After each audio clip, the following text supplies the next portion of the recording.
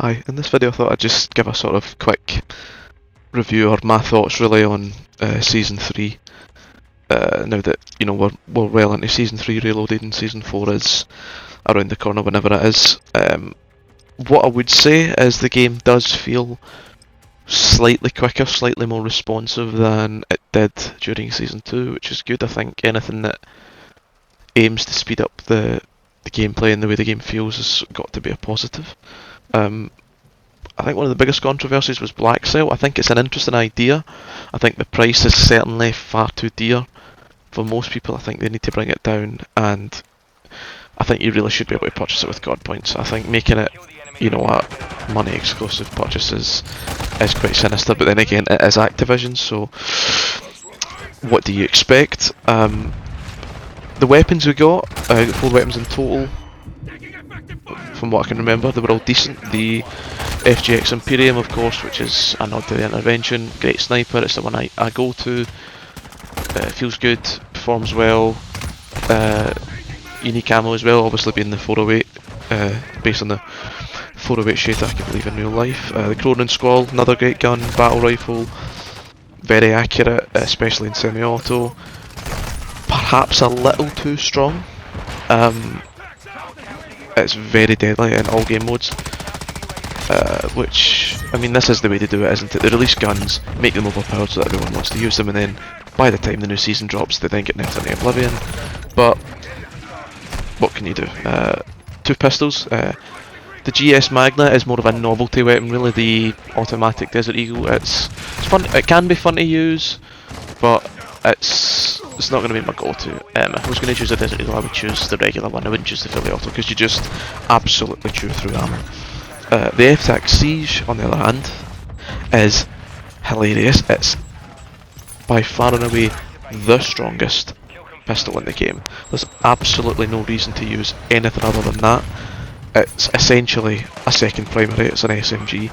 The only thing it has against it is the low damage, but it fires so quickly and you can have so much ammo in it, it really makes up for it. I think it definitely needs looked at a bit, because there's no reason to choose any other pistol in that category. 2 operators we got, Alejandro and Valeria, both great operators. I think Valeria is my personal favourite. She gets some fantastic skins, and that's something I would touch on in general. The skins we got in Season 3 have all been really good. They've all been really good. That's one of my biggest complaints about Season 2, was that the skins, cosmetics etc. that we got were really poor. So at least some effort has clearly gone into it. We got the trophy hunt event, which on the surface is not a bad idea. I unlocked everything but the calling card because I am not grinding, or I was not going to grind for 1,000 just for one measly calling card, bearing in mind that when you add up the total for all the things you could purchase with the trophies, it would be what, I don't know how much it was, but touching 2,000, possibly even more. It's nonsense. If there was a much greater reward for 1,000 trophies, then perhaps, but to me it wasn't worth it. We got, well, a number of new maps. There was the night map, of course, which on the surface I don't think it's a bad map, but I think the novelty of it being exclusive at night time does wear off. I think it, if anything, promotes and leads to camping, which this game, we all know, this game loves to promote that kind of playstyle, and it goes hand in hand with the night map. I think that map would perhaps benefit from seeing some playtime not during the night, but again I don't see it happening, considering it's the whole gimmick of that map. One thing I want to touch on before I forget is turtling. How it's still in the game astonishes me. How it made it past testing, through closed alpha, beta, launched the game, etc. is astonishing.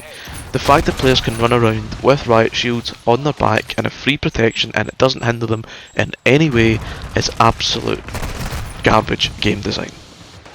This is something the developers have to fix, they have to address. I'm sick and tired of it.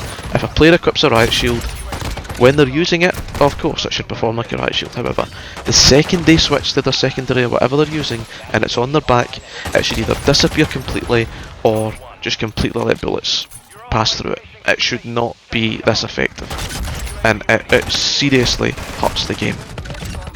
And it really does hurt every game mode you play that people use it in, and it's obviously not cheating because it's a mechanic that developers put in, but it's as big as an exploit as you're going to see. It's unacceptable. We got obviously the third raid episode. It was decent. I enjoyed it. Well, enjoyed it for the most part. There are obviously things about raids that I don't like. I think a lot of the time the difficulty is just ridiculous, and some of the stuff they put you up against is nonsense. I'm all for challenging and things that are difficult, but it needs to be fair, it needs to be balanced. A lot of the things in the raid aren't. They're just difficult to be stupidly difficult and frustrating. I think the rewards you get for doing it on veteran and the secret camo, they're not bad. They incentivise you to play it again. But again, I feel sorry for people who experience the raids without competent teammates, because they make all the difference. I certainly had that struggle, you know, when they were first being released, but fortunately I've managed to address it. Played with some decent players, you know, who can help me get it done. They added a new co-op mission. Defender, I think it's Habib Port. It's, for me, it's broken. I've attempted it 6 or 7 times now, and each one of those I've got to midway through the 6th wave and the game's crashed every single time. I don't know if anyone else is having this problem. I would imagine that there are people having this problem, but extremely frustrating that it's still not been fixed. I don't even think it's even been addressed by Activision or the developers. Again, it has some of the frustrating things you see in the raid where they just throw endless enemies at you, endless dead-eye aimbot enemies that have got tons of health. I mean, it's a really bugged mission in general. The juggernauts they throw at you are super glitched in their appearance, so half the time you can't tell they're a juggernog. They just soak up damage. I think the chopper definitely, it feels like it shoots you through walls at times, and I don't see myself completing it until they fix it. Well, I'm not going to be able to complete it until they fix it, which is frustrating. There's not really much I can touch on in Warzone other than the added plunder, which is, it's alright I suppose if you just want to try something else for a wee spell, but I don't like Warzone. I hate BRs, I think they're awful to play, so I don't play that. DMZ has gone rapidly downhill. I'm sure if you've played this game you're aware of all kinds of pay to win bundles that they've brought into the game, whether it's you're spawning in with bigger backpack, better armour pouches, even some operators and some bundles you can buy spawn in with UAVs. I mean, this is ridiculous. I mean, it's the definition of pay to win. I haven't played DMZ in a long time, although in saying that, I have been playing it just to get the Heated Madness camo, which we managed to get done, which it's an alright distraction, but again you've got to deal with the issues that that DMZ has, which is the AI a lot of the time can be completely broken, and obviously DMZ is some of the most toxic players you'll ever find. Players who actively go out of their way just to ruin other people's day in DMZ, people who are minding their own business trying to do missions, and they just grief them all day long. It's why DMZ is crying out for a PvE game mode. It's genuinely an empty net.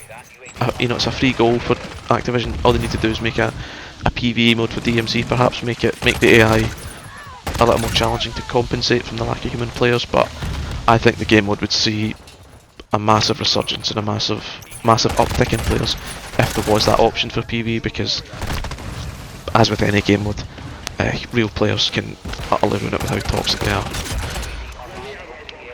Touching on, well, I mean, most of this video's mostly been about multiplayer, but 6v6 has just been, to me, it feels like it's been utterly abandoned in this game. It's just the absolute last thing that Activision care about or put any effort into. It's a shame as well, because it should be the flagship game mode.